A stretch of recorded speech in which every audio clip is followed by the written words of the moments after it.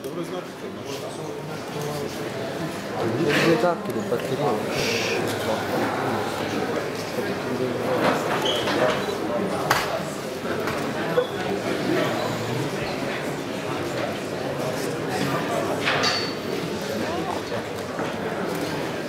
I have a green light. Hi. Can you hear me? Yeah. Can you hear me? Yeah. Thanks. Thanks everyone for showing up in this beautiful weather.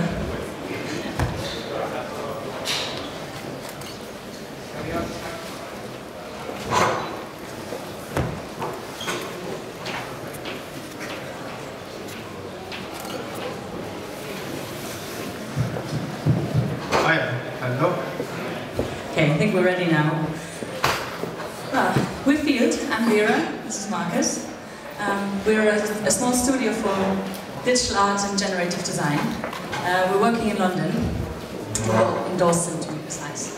And yeah, we're the team of the two of us at the core, scaling up to 15 people, depending on the project's needs and the things that we want to achieve. We started in 2009 and have been quite busy since then. Done about some 90 plus projects, and we're going to show you some of our work later on. But first of all, we wanted to show you a little bit of the thinking and the influences behind it. Thank you. When we meet in a pub or somewhere, it's often hard to describe what we actually do because it's a complex thing and we try to do something different with every project. So in this talk, we kind of like to show an overview and some of the core ideas and things that we're interested in and that have been going with us for the last years. I'd like to start with this quote by Jack Schulze, guy who runs a really clever design agency called Burke in London. Some people, and they're wrong, saying design is about solving problems. Obviously designers do solve problems, but then so do dentists. And it's sometimes when you think of design in a more advertising context, for example, it often seems it's a tool, and for every problem there's an answer, and we can almost rationally divide it down. But then he says, but basically, or a nicer way to look at it is thinking of design is about cultural invention.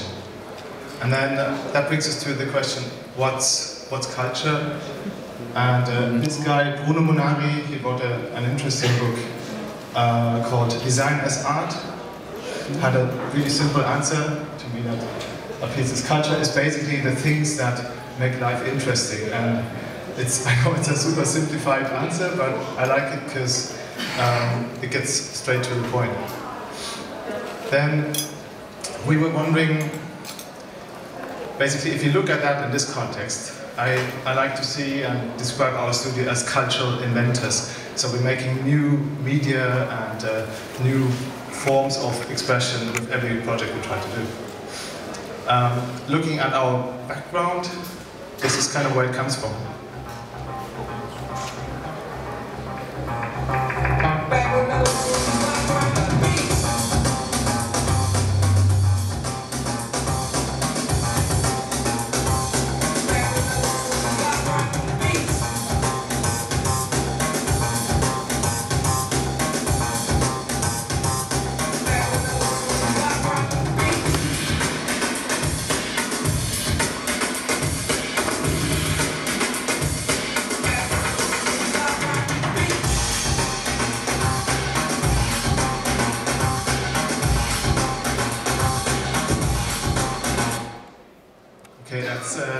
Rodney Mull, my favorite skateboarder, and I was really enthusiastic when I was 16.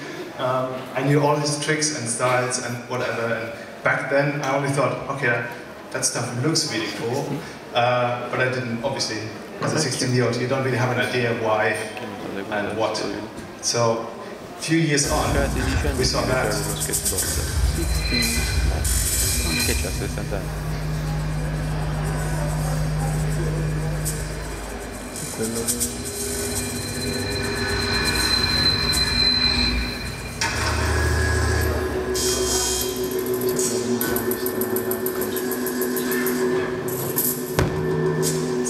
This is a performance by Ryoichi Kurokawa, which I'm sure many of you know, that we saw at Ars Electronica when we were art students in Kassel.